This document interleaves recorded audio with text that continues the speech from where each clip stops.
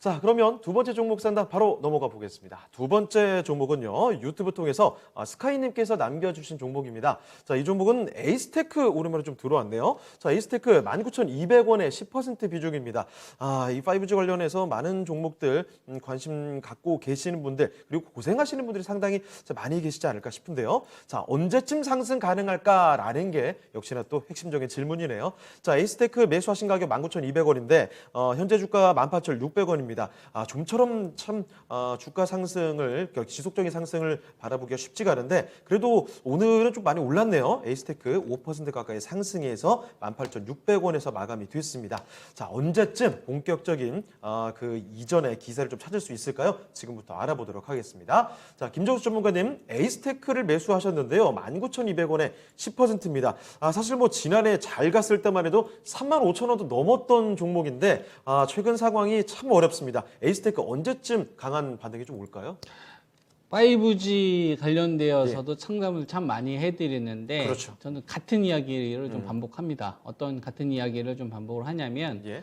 이제 5G 같은 경우는 현재 우리가 알고 있는 뭐 에이스테크나 KMW나 뭐 선진 시스템인 RFHC, 뭐 HFR, 이노와이어 뭐 이런 대표적인 종목들이 시장을 이끄는 주식은 아닙니다. 시장을 이끄는 좀 주식은 아니다 보니까 얘네들이 실적이 좋아지거나 기대감이 좋아지려면 이들 기업을 이끌어가는 전방 업체들이 있죠. 우리가 국내 통신사라든지 또는 해외 쪽 뭐 미국에 있는 뭐 버라이즌이나 AT&T 이런 업체들이 투자와 관련된 부분을 얼마만큼 발표를 하고 그거에 대한 기대치가 형성이 되면서 이런 주식들은 이제 프리미엄이 좀 붙는 거거든요. 작년도에 이 주식이 6월 달부터 이제 9월 8일까지 대랠리가 나왔죠. 요거는 이유가 하나입니다. 시장에서 전혀 기대를 안 했는데 삼성전자가 버라이즌으로부터 8조 대규모 수주를 하니까 8조 수주의 시장이 놀란 것도 있지만 야, 그 다음에가 꿈을 꾸게 됐었던 거죠. 조만간 이 미국에서 이제 미들급 사이즈에 대한 주파수 경매가 끝나게 되면 현재 삼성전자 8조 수주 받은 거 이외에도 추가 물량들이 무조건 나올 텐데라는 기대가 형성이 되면서 시장에서 중심 역할을 했었기 때문에 실적에 프리미엄이 붙으면서 랠리가 나왔던 건데요. 그러면은 그건 좋은 환경이었잖아요. 그러면 지금 상황을 한번 생각을 해보는 겁니다.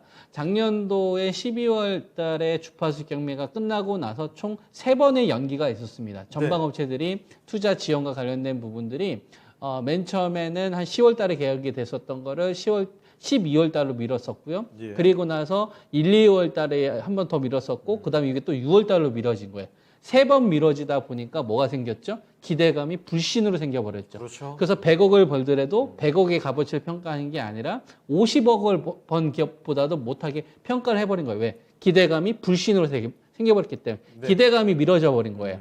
그리고 우리가 1, 2월 달에 투자가 집행이 된 부분이 6월 달로 미뤄버리게 되면 현금이 많은 기업들 같은 경우에는 사업을 잘 꾸려서 가면 되겠지만 돈이 없거나 미리 시설 투자를 해놨는데 이 수주를 못 받게 되게 되면은 뭐가 발생을 하게 되면은 비용이 발생이 되게 되잖아요. 그러니까 뭐 좀 재무상황이 좋지 않은 기업들은 이번에 유상증자를 해서 유상증자 악재가 하나 더 생겨버린 거죠. 그거에 대한 두려움이 하나 또 확산이 된 거고.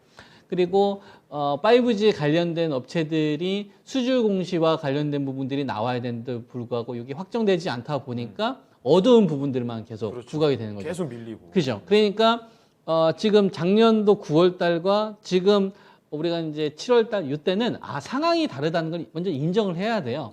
고점에서 많이 빠졌구나 이게 중요한 게 아니라 작년과 지금은 5G에 대한 관점이 다른 상황에서 우리는 투자 전략을 세워야 되는구나 이렇게 인지를 하셔야 될 것 같고요. 그러면 우리가 어떤 거를 지금 현재 구간에서 생각을 해야 되냐면 상반기보다 하반기가 더 안 좋아질 것 같아 라고 싶으면 전저점이 깨지는 거고요.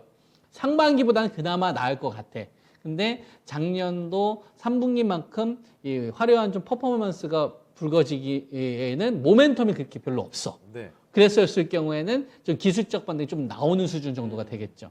그래서 저는 어디 쪽에 포인트를 두냐면 1월 달부터 6월 달에 쏟아졌던 이 악재가 저는 주가 수준의 가격으로 다 퉁칠 수 있다. 그러니까 업황전만 안 좋고 유상증자와 관련된 이런 두려움, 이건 가격으로 지금 다 퉁쳤다.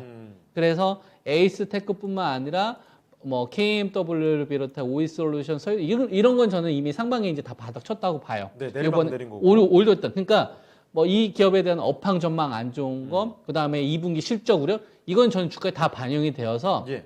그거 가지고 이제 논하면 안 되고 하반기는 상반기보다는 저는 나아질 걸로 봐요. 네. 왜냐하면 투자 지평을 밀었던 것들은 투자를 하니까요. 대표적으로 보면은 최근 들어서 HFR 같은 경우도 최근 1분 주 관련 수주 나오고, 네. 그다음에 에릭슨 같은 경우도 최대 규모의 수주가 나왔잖아요. 근데도 불구하고 주가가 왜 화려하게 뭐 20% 이렇게 급등이 안 나왔냐면 앞서 말씀드렸던 불신, 이 불신의 벽이 있는 거예요. 그러니까 이 불신의 벽이 금이 가야 되는 거죠. 이걸 깨려면 굉장히 큰 뉴스가 나와야 되는 거 아닙니까? 그렇죠. 에릭슨하고 직접적인 계약을 한 의미 있는 뭐 1,000억대 계약이 나온다든지 아니면 삼성전자가 여기서 한 번 더 터져서 우리도 5조 받았다 이런 식으로. 네. 그러니까 지금 중요한 거는 불신의 벽이 가득 찼기 때문에 지금 뭐 HFR이나 솔리드 관련된 수주 공시 나와서 막 바닥치고 그러잖아요. 예. 불신의 벽이 워낙 단단하니까 망치로 조금씩 떼져가지고 그만 살짝 간 거예요. 예. 여기에 이제 에릭슨 구주 정도 된 거니까 좀 큼지막한 공을 딱 던져가지고 금이 이전보다는 좀 금이 가는 거죠. 그러니까 금이 간다는 얘기는 불신의 금이 간다는 얘기는 악재가 잘 이제 안 먹히기 시작한다는 얘기예요. 예. 그리고 호재가 옛날에는 아예 안 먹혔는데 지금 좀 먹히기 시작한다는 얘기죠. 네. 이걸 인지한 상태에서 5G를 보면 아 이제는 5G와 관련된 이런 악재는 가격으로 다 퉁치는구나. 네. 그리고 호재를 누가 먼저 빨리 나오느냐 요거에 따라서 이제 반등 보치가 좀 순서가 좀 달라지는 거다. 네. 이렇게 보면 되고요. 이런 기업들이 성적표를 이제 저는 드러내야 이 불신의 벽이 저는 완전히 걷어질 거라고 봅니다. 그러니까 2분기까지 실적이 안 좋을 걸로 봤는데 예. 이만큼 안 좋았네. 다 이렇게 처리해야 돼요. 그러면 기관 투자가든 그때부터 다시 밸류를 매기거든요. 네.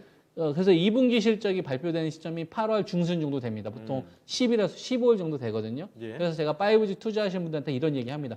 2분기 실적이 발표될 때까지는 불확실성 완전히 거치시기 힘들어서 밑에서 다지기 정도만 나올 거고 예. 상반기부터는 하반기가 낮기 때문에 약간 반등 나오는 식으로 좀 나올 거다. 요 속도에 대한 것만 여러분들 고려하시면 되겠다. 요렇게 그림을 잡으시고 전략을 저는 세우시면 된다고 보고 있고 예. 19,200원에 10%선 정도 된다면 저는 수익 매도 가능하다고 보는데 에이스 테크에 대해서 제가 제시해 드릴 수 있는 거는 22,000원 이하에서 매도하는 건 좀 아깝다. 네. 그래서 저는 22,000원까지 좀 보유 의견 좀 드리도록 하겠습니다. 네, 알겠습니다. 자, 5G 종목도 전반적인 흐름에 대해서 이렇게 말씀을 자세하게 전해주셨습니다. 에이스테크 같은 경우에도 22,000원 아래에서 매도하기는 조금 아까운 종목이기 때문에 22,000원 정도 이상까지 한번 기다려보시는 것도 좋을 것 같네요. 실적 확인은 꼭 필요할 것 같습니다. 자, 이렇게 에이스테크 살펴드렸습니다. 스카이님의 종목 진단이었고요.